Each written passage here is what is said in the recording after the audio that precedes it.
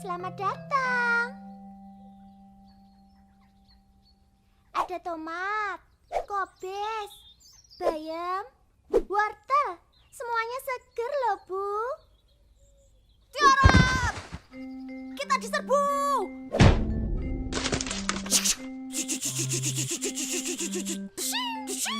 Puput bangun! Kabat sebelah sana!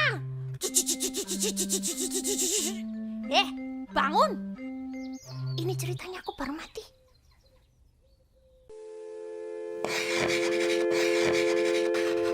Animpiade Animation for All. Halo, selamat datang di Animpiade, channel animasi Indonesia. Bersama saya Nitya Yudo. The Other Side of Animation. Kali ini kita akan ngobrol-ngobrol dengan salah satu pembuat film animasi yang tadi kita lihat. Tadi judulnya adalah Bawang Kembar, produksi dari Kasat Mata yang ada di Jogja.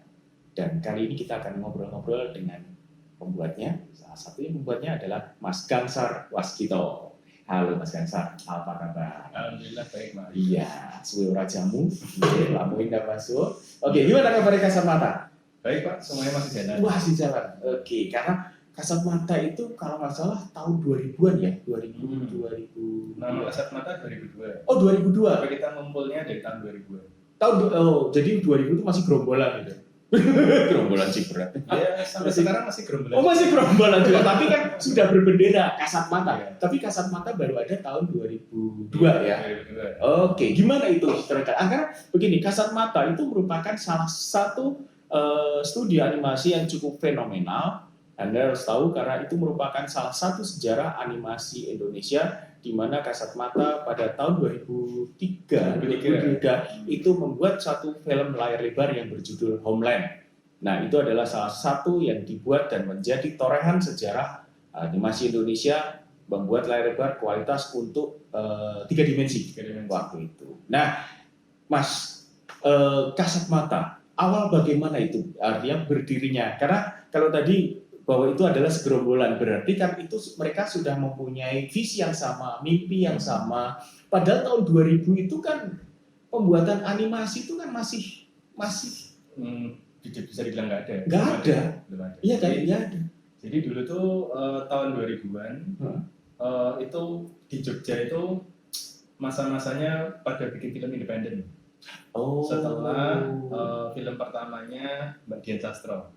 Bintang Jatuh. Bintang Jatuh. Terus semua orang pengen bikin film. Bikin film. Film. Tapi itu masuk film dulu atau langsung animasi? Saya film dulu. Oh, film dulu. Saya film. I see. Saya dari film dulu. Okay. Terus habis itu kita ketemu sama teman-teman yang tapi sebelum saya masuk mereka sebenarnya udah bikin film dulu sih. Oh, Jadi gitu. Sudah ya undi lah. Iya, iya. Jadi ini gerombolan filmmaker. Oh ya. Terus ngumpul dan akhirnya gabung. Terus ya itu. Jadi nama Kasat Mata itu sendiri saya masuknya sudah ada namanya dulu baru saya. Oh gitu. Mas Gangsar masuk tahun Masa-masa Homeland itu sih. masa-masa mulai itu ya. 2002. Ya undi. Udah ya. Gitu. Oke. Cuman dikit aja ceprotnya. Artinya pada waktu itu sudah ada Kasat Mata, akhirnya sudah ada proses pembuatan itu ya. Sudah ada teman-teman yang bikin Yang buat itu. Kemudian itu dari UGM Arsitek. Oh gitu. Jadi mereka itu biasa membuat tugas-tugasnya dengan software 3D. Oh iya. Terus ya mereka kan kepikirannya sih bikin film 1-2 kali dilombakan dan responnya bagus. Terus termasuk saya mendengar tentang hal itu. Terus gabung lah saya. Iya. Saya sempat melihat yang cukup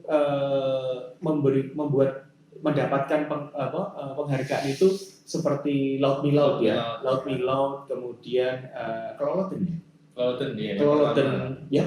Yang pertama Keloloten. Oh, Keloloten dulu yang pertama. Masuk TV kayaknya kalau nggak salah dibahas begitu mendetail padahal bikinnya ngawur. Iya, tapi waktu itu kan fenomenal, Mas. Artinya kan waktu itu kan belum banyak yang orang gila membuat animasi. Bahkan kalau sempat kemarin juga ada cerita bahwa dulu, artinya pada saat tahun segitu itu, pada saat membuat animasi itu masih belum ada 3DX Max itu mereka bikinnya pakai AutoCAD.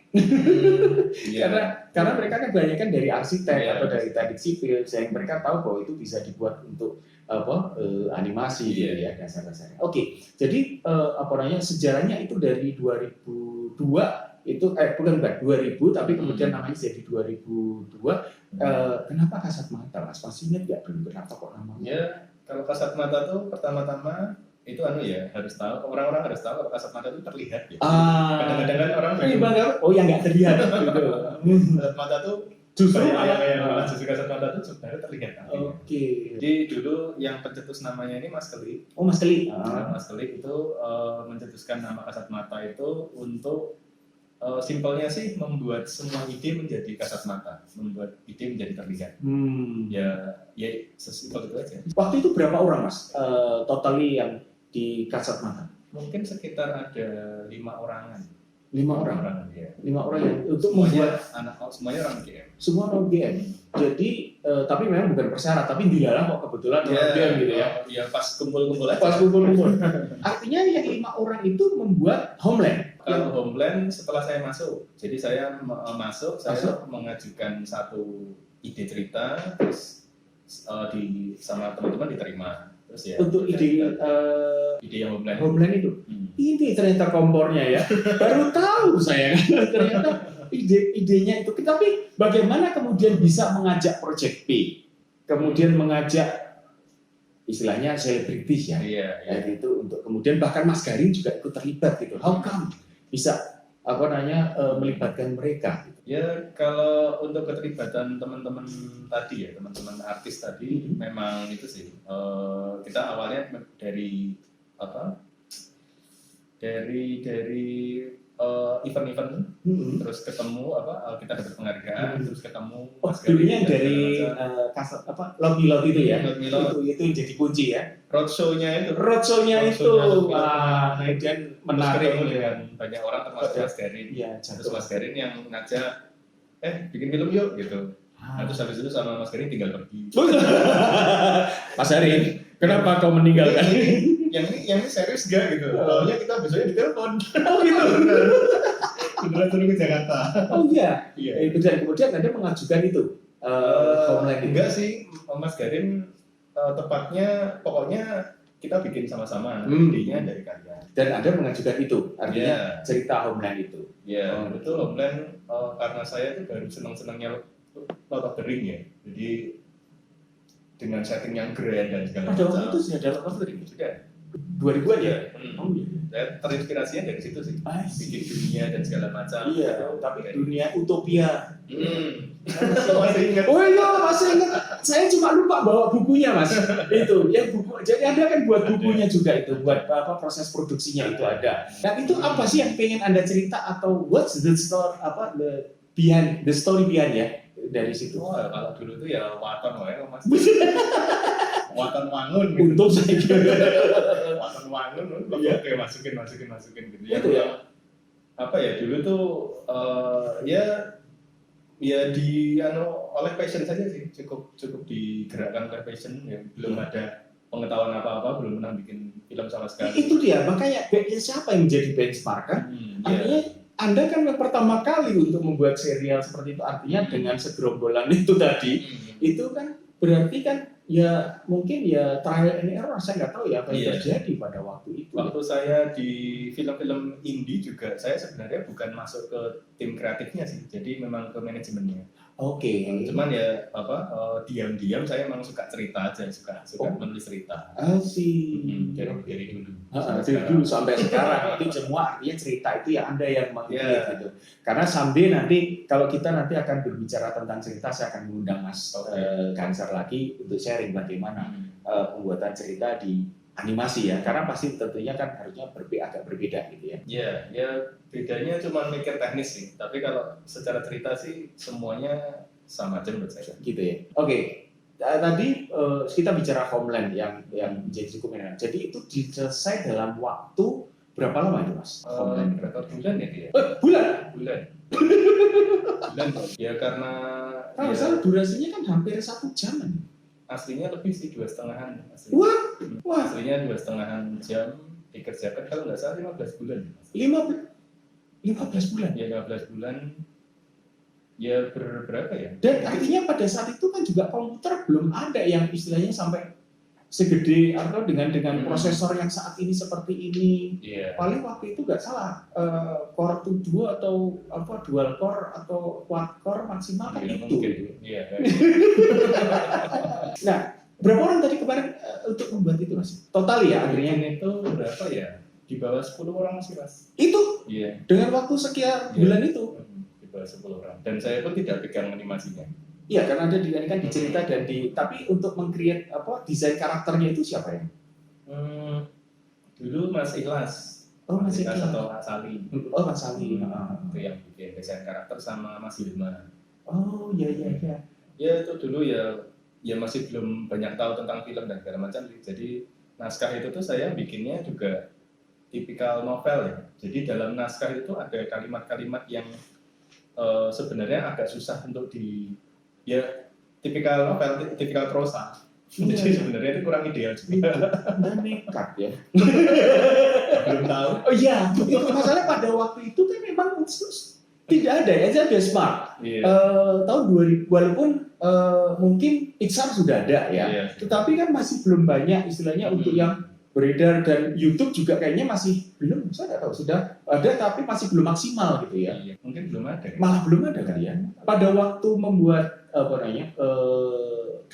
membuat Homeland itu, gimana bagaimana proses itu dengan waktu sekian bulan dengan sekian orang dan artinya juga kalau bahkan saya bisa yakin bahwa mereka animatornya itu kan juga trial and error ya untuk membuat software-nya itu loh. Artinya mereka kan mengenal itu. Bagaimana ada kendala-kendala terutama teknis ya dalam pembuatan Homeland ini?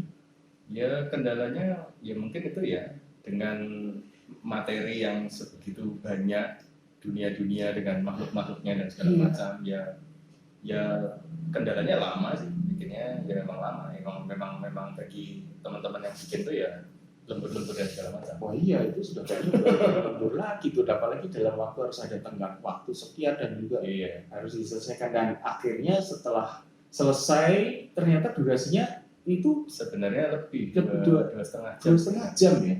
Tapi ya memang harus dipotong. Benar. Dipotong jadi 1,5 jam. Ya karena itu tadi sebenarnya nggak pas naskah saya menjadi film itu. Itu yang sebenarnya bisa lebih maksimal lagi sebenarnya.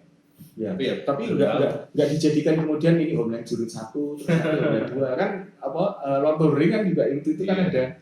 Iya kenapa nggak demikian itu ya? Atau juga ada yang baru juga. Bikinnya mungkin yang sedikit lebih mudah. Ya, karena sekarang udah tahu ya. Dia bagaimana proses produksinya. Artinya kan sekarang kan sudah Mas Ganjar juga udah tahu bagaimana pipeline-nya, bagaimana suka dukanya untuk membuat ini kan nggak Mas, waktu dulu untuk membuat Homeland itu berapa biayanya? Kalau biaya keseluruhan sampai mastering dan segala macam itu ya mungkin hampir 1 miliar. Itu masteringnya di mana? Masteringnya sebentar. Kalau nggak salah itu dikirimin ke Bangkok. Sempat ke Bangkok? Iya, Malaysia, Thailand. Iya, tapi saya nggak ikut. Ya. Ada hiburan. Iya. Oke, jadi hampir 1 M ya waktu itu ya sekitar hampir 3 tahun. Mungkin sih. Mungkin kalau dari produksinya sendiri tidak terlalu besar, maksudnya masih di bawah masih ratusan lah. Iya, oke. Tapi terus habis itu kan ada banyak yang lain-lain, acara dan segala macam. Iya itu termasuk ya untuk publikasi. Nah itu tuh saya rasa itu lebih besar. Apalagi sempat keliling-keliling juga ya. Tidak sempat tanya totalnya berapa sih, tapi pokoknya bisa aja lebih satu. Iya. Yang penting pokoknya orang duitnya harus duitnya. Artinya gini, siapa yang menyediakan dana segitu itu? Sampai ratusan juta itu dari timnya Mas Garing sih. Dulu grupnya Visi Anak Bangsa. Oh iya, Visi Anak Bangsa. Itu kayak semacam kayak perusahaan. Itu yang kemudian menjadi produsernya ya. Menjadi produser dari Homeland ini ya. Oke, nah setelah itu kemudian Homeland karena itu cukup fenomenal sekali hampir 2-3 tahun itu. Setelah itu bagaimana perjalanan dari Kasat Mata? Karena kalau bisa saat ini bisa dibilang bahwa itu adalah adalah karya IP ya, intellectual property. Tapi sekarang kan studi animasi kan nggak bisa dari IP saja, karena artinya mereka harus bisa mendapatkan juga istilahnya income dari services gitu. Apakah dari Kasat Mata juga kemudian ke arah sana, artinya membuat animasi-animasi yang dipesan atau digunakan oleh pihak-pihak lain, entah itu pemerintah atau perusahaan-perusahaan gitu? Ya jelas sih Pak, jelas semuanya yang bisa kita kerjakan. Mulai dari komik, animasi, komik juga kita ngerjakan dulu. Sekarang juga ngerjakan deh. Ilustrasi buku, dulu zamannya CD ya masih ada CD interaktif itu kita juga bikin. Ya apapun sih yang membuat aja. Sampai ke arah game juga? Kalau game kebetulan belum. Hati-hati yang saja. Karena nanti siapa tahu juga nanti mengarah ke sana, jadi komik dan animasi ya. Iya. Nah, tapi ya sampai sekarang masih tetap ke karakter sih Mas. Apapun bentuknya kita nyoba tetap apa ya namanya senang create ya. Iya. Ya nggak ada salahnya nyoba karakter dan segala macam. Artinya setelah itu tahun 2000, karena saya lihat juga setelah itu ya, nggak tahu namanya dinamika juga banyak juga yang mereka akhirnya karena saya nggak lihat cuma di Kasat Mata juga, termasuk studio-studio animasi sebelumnya seperti Bening dan juga Gabah yang pernah ada di Jogja. Artinya banyak juga yang eksodus gitu. Artinya untuk membuat studio animasi. Tapi Kasat Mata masih tetap istilahnya masih tetap bisa eksis bahkan sampai sekarang gitu. Bagaimana? Ya apa ya? Kalau misalnya jalan sih ya jalan, ya masih jalan sampai sekarang. Ya karena orang-orangnya ya kan tergantung orang-orangnya aja. Iya. Ya selama orang-orangnya selama masih ada pekerjaan yang bisa dikerjakan bersama itu ya. Ya itu aja. Jadi kemudian setelah itu kan kalau nggak salah mungkin waktu itu services banyak ya. Setelah itu kemudian saya tahu, tapi karena saya ingat waktu itu tahun setelah saya pas sudah ke Jogja itu kita ketemu lagi, dan waktu itu Mas Gansar dengan Kasat Matanya itu mempunyai hero-hero. Nah, itu gimana itu ceritanya? Tiba-tiba ada karakter hero-hero seperti ini. Nah, Anda nanti bisa lihat ya. Ini adalah contoh beberapa karakter-karakter yang dibuat oleh Mas Gansar dan tim. Ini dengan karakteristik yang sangat unik sekali, dan kalau saya bisa lihat itu keinjawani gitu ya. Itu gimana?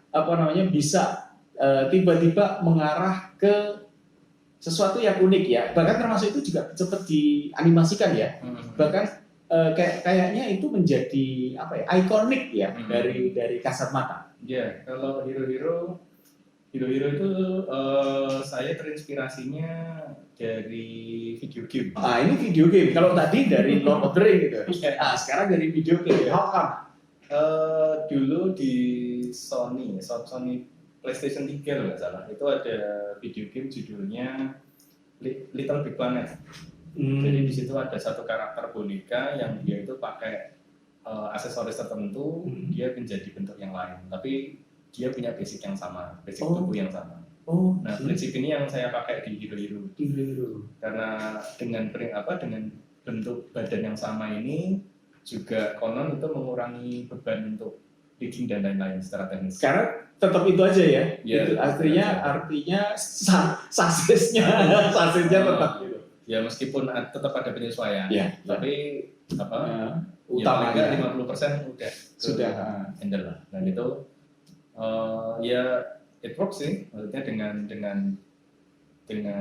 konsep ini sampai sekarang kita ada beberapa turun film berdua sih. Filmnya Aditya dan Putri Matahari sama satunya Babang Kembar. Ini yang tadi kita lihat tadi di depan itu. Itu ya karakternya hampir sama kan seperti yang tadi kita lihat. Ya. Dan mengenai yang unsur Jawa itu sebenarnya kita ngambil ide ini dari wayang. Dari wayang yang kita imutkan. Jadi dengan bentuk yang bulat-bulat. Iya memang Anda lihat imut kan? Bentuk yang bulat-bulat yang tidak mengancam dan segala macam. Jadinya ini dari situ. Belum termasuk ada Draculanya. Ya, sama Hero Show juga. Oh iya. Dari Hero Show ya, tapi tipikalnya sama. Ya, istilahnya ikoniknya kan sama kan gitu ya. Itu. Nah, di proses cerita seperti itu artinya yang cukup bukan fenomena tetapi yang cukup mungkin saya katakan adalah menguras untuk proses produksi. Itu kan Aditya dan Putri Matahari dan yang Bawang Kembar ini tadi. Artinya di dalam proses pembuatan itu sekarang Mas Gansar posisinya lebih banyak sebagai produser, sutradara, termasuk penulis cerita, penulis naskah ceritanya, termasuk yang Aditya Putri dan Putri Matahari. Konsep ceritanya apa itu, Mas? Nah itu sekali lagi saya terinspirasi juga. Nah ini dia, makanya saya nggak tahu nih. Memang kan di situ yang penting kan amati, tiru dan modify. Dulu itu masa-masa saya baru rame-ramenya Pirates of Caribbean. Oh ya, Dan itu saya suka sama karakter Jack Sparrow itu. Terus saya coba. Jadi Aditya dan Putri Matahari ini lahirnya cerita dari karakternya dulu. Jadi kalau Pak Joko Anwar kan kalau bikin cerita sukanya dari premis. Ya. Nanti tapi yang Aditya dan Putri Matahari ini dari cerita dulu. Dari karakter dulu. Dari karakter dulu. Nanti ceritanya dia sambung-sambungin. Jadi kayak ini ada aktor enaknya dikasih peran apa ya? Semacam itu. Gitu ya. Tapi ya memang model ceritanya yang nanti ya Aditya dan Putri Matahari itu saya akui itu tidak seperti cerita dramatika babat. Ada bahkan antagonis dan protagonisnya pun bias. Jadi bahkan ketika orang selesai menonton film Aditya dan Putri Matahari, justru tokoh yang antagonisnya itu yang paling disukai. Ya. Di Jack Sparrow itu bayangannya. Udah ada kok ya di YouTube ada kok. Anda bisa nonton di situ bagaimana Aditya dan Putri Matahari. Cuma itu kayaknya masih kok bersambung itu. Iya, masih bersambung. Dan itu masih ditunggu loh ya. karena waktu itu sempat kita tayangkan di di acara di Malioboro Mall waktu itu ya. Malioboro Mall sama yang lembaga Prancis LIP ya. Saya sampai baru ingat itu kayaknya bersambung kan. Siapa ceweknya siapa namanya? Eliana. Nah, itu kan Eliana terus bagaimana itu? Tapi ceritanya cukup unik kalau saya melihat cerita itu dan baru tahu bahwa Anda sebagai penulisnya itu adalah ceritaan itu memang kayak ada dalam tanda petik itu kayak gojekan Jogjanya gitu loh. Sehingga kalau untuk orang Jogja ini nyokjo banget gitu lah. Itu kalau itu butuh berapa lama waktu pembuatan itu? Itu yang Aditya itu agak lama itu. Agak lama karena teman-temannya juga banyak teman-teman baru yang animasi. Kita memang ngejarnya ngajarnya sesempurna mungkin. Kualitasnya juga ya. Iya memang agak lama untuk bikinnya. Itu kalau nggak salah sampai setengah tahun sampai itu. Setengah tahun. Pada durasinya kalau nggak salah 15 menit atau 15 menit yang dipublish. Ya. Tapi aslinya sekitar 25 menit ya. Ada yang memang saya ada yang deleted scene. Kalau untuk yang the next berarti sudah ada, sebenarnya sudah siap sih, cuma tinggal tunggu waktunya aja. Saya sekarang nagih loh itu ya. Oke, nah tapi berapa orang waktu itu membuat? 15 orang. 15 orang. Bagaimana pembagian pipeline atau produksi, karena di situ Anda sudah artinya Anda sudah memegang kendali kasat mata di situ ya. Kalau dulu kan masih sebagai peserta saja ya, baru newcomer. Nah, sekarang pada saat proses Aditya dan Putri Matahari termasuk juga di Bawang Kembar itu Anda sudah lead lead aja sebagai sudah CEO di situ ya. Nah, termasuk sutradara di situ. Nah, bagaimana pipeline proses produksinya supaya paling tidak teman-teman juga bisa tahu bagaimana sih proses pembuatan animasinya seperti itu. Ya mungkin standar aja sih Mas, maksudnya dia itu kan standarnya kasat mata. bisa juga berbeda. Artinya apakah ada pre-production, Iya, sama. production, ini kan Ada pre, ada production, production dan pasca. production itu. Ya saatnya pre itu ya saatnya naskah, terus nanti ada readingnya. Oh, ada reading juga Ada ya. reading. Hampir sama seperti di apa namanya film biasa ya. Soalnya apa ya? Kalau saya sepakat bahwa apa ya, keberhasilan film itu ditentukan juga oleh aktornya. Jadi kalau salah casting tuh Artinya pengisi suaranya ya dari situ ya. iya, pengisi suaranya harus ada reading. Jadi ya memang Memfasihkan memfasihkan gitu. memfasihkan Termasuk emosional, Emosional. intonasi itu yang harus diperhatikan. itu yang apa namanya? Ya yang bikin film itu lengkap menjadi lebih baik ya. Iya. Ada karakter juga selain ceritanya ya. Nah, Kalau ceritanya bagus tapi orangnya nggak bisa acting yo. itu dia padahal kan nggak mudah loh. Artinya saya karena pernah waktu itu juga membuat serial itu juga tidak mudah mencari orang yang bagaimana Iya. dia bisa membaca Parsial, untuk sih. film ya. Kan itu karena kalau membaca satu cerita atau seperti apa ya di luar radio berbeda Berbeda. gitu kan, ada hiperboliknya pada saat Hmm. berbicara, tetapi kalau di animasi ini kan istilahnya kan ya Dialog. natural kan, Natural. dialognya natural. Itu kadang-kadang itu susah namanya gimana Iya. waktu itu untuk berarti kan harus makanya perlu Iya. reading itu ya. Kalau kuncinya dialog itu sebenarnya itu sih yang kadang-kadang saya di TV itu kadang-kadang masih suka ya mungkin dialog TV karena karena dia ahli bahasa ya. Oh Ya, jadinya agak-agak kurang pas. iya. Tapi dia orang-orang itu ketika dia ngomong biasanya mereka suka menyingkat. Ini yang kadang-kadang tidak disadari oleh teman-teman di animasi yang mungkin awalnya dari komik atau apa, dia suka manga atau apa.